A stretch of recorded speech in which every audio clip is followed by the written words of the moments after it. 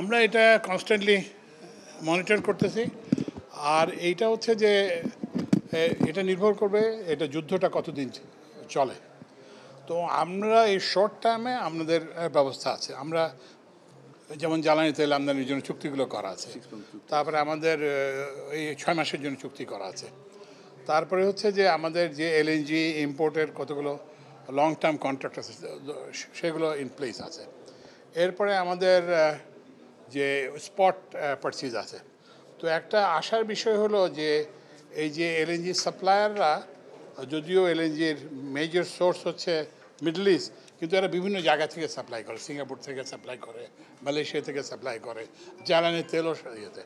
তো ওই জন্য আমরা এই যে ইভেন এই ইয়ের মধ্যেও, যুদ্ধের মধ্যেও কিন্তু একটা পিপিসির একটা জাহাজ আসছে অলরেডি এটা অনেক।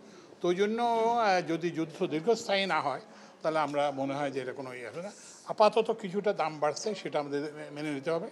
কিন্তু আমাদের ওই যে অন্য সব প্রিমিয়াম এগুলো আগে থেকে ফিক্স করা আছে, এবং আমাদের সাপ্লায়াররা বলছে যে আমরা উইল অনার আওয়ার কন্ট্রাক্ট, আমরা যেখান থেকেই পারি সেখান থেকে আমরা সাপ্লাই দেবো।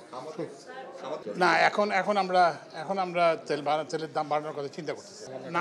আমাদের একটা ইয়ে আছে, আমাদের একটা কি বলে যে যেটা একটা কুশন আছে জ্বালানি তেলের ব্যাপারে, আমাদের একটা কুশন আছে। তো আমরা ওই কুশনের মধ্যে আমরা যেটা বেসিক্যালি যেটা হচ্ছে যে আমরা বিপিসির যে প্রফিট সেটা থেকে কিছুটা ইয়ে করবো আর কি, যদি ইয়ে হয়।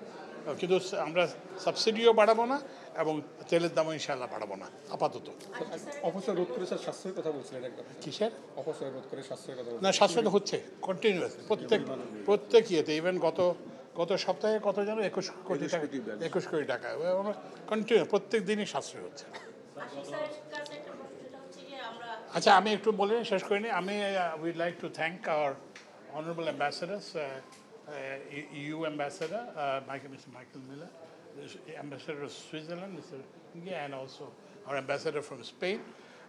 এটা কিন্তু they all helped us. ওনারা সবাই কিন্তু আমাদেরকে সাহায্য করছেন যে এই চুক্তিটা যাতে হয়।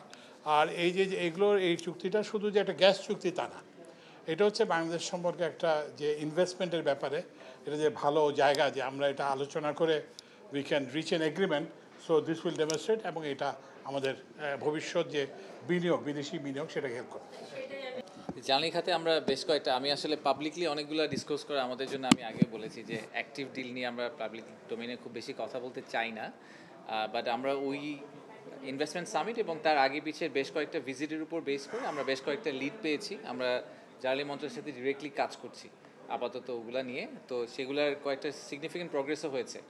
তো বাট যেই জায়গাটায় এই ডিলটা আসলে মানে এই এগ্রিমেন্ট সাইনিংটা ইম্পর্টেন্ট, সেটা হচ্ছে যে যারা আমাদের সাথে এখন কাজ করছেন তারা কিন্তু প্রথমে গিয়ে এনাদেরকেই জিজ্ঞেস করেন যে আসলে বাংলাদেশে ব্যবসা করা উচিত কি উচিত না। সো ওনারা যে ফিডব্যাকটা দিবেন সেটার উপর বেসিস করেই আসলে ফাইনাল ডিউ ডিলিজেন্স ডিসিশন মেকিংটা হবে। তো এই জন্য আমাদের কনস্ট্যান্টলি একটা এফোর্ট দিতে হবে যে আমাদের এক্সিস্টিং যারা আছেন তাদেরকে আমরা ভালোভাবে টেক কেয়ার করি এবং তাদের সাথে এঙ্গেজমেন্টটা বজায় রাখি। আসলে অফশোরের বিষয়টা আমরা চিন্তা ভাবনা করছি, আমরা একটু সময় নিচ্ছি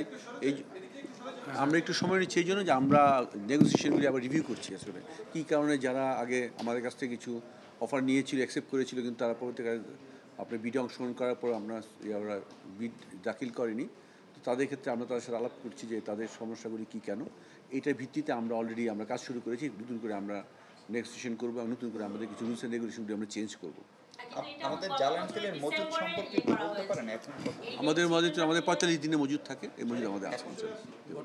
আসলে যারা এখানে অফশোরে যারা অংশগ্রহণ করেছিল তাদের সাথে আমরা আলোচনা করেছি। তাদের ক্ষেত্রে তারা 4-5টা তারা কারণ দেখিয়েছে যে তারা এই সমস্ত কারণে ওনারা এখন আবার পার্টিসিপেট করেনি আর কি। তার মধ্যে একটা ছিল যে WPPF এর রেটটাকে চেঞ্জ করা। সেটা তো আমাদের হাতে নেই, শ্রম মন্ত্রণালয়ের হাতে। আমরা তাদেরকে প্রস্তাব দিয়েছি যাতে যারা ফরেন ইনভেস্টমেন্ট আসবে তাদের ক্ষেত্রে WPPF এর রেটটা এখন 5%, সেটাকে কমানোর জন্য আমরা প্রস্তাব দিয়েছি। আর কিছু হয়তো ডেটা অ্যাভেলেবিলিটি নাই, সেই জন্য আমরা ডেটা নিয়ে আমরা কাজ করছি। এই ধরনের কিছু বিষয় আছে যেগুলো সম্পূর্ণভাবে আমাদের নিয়ন্ত্রিত না, সেগুলিকে আমরা চেষ্টা করছি ওভারকাম করার জন্য। যে টাইম লাগছে তা আমরা সহসায় আমরা দিয়ে দিব ইনশাআল্লাহ। সহসায়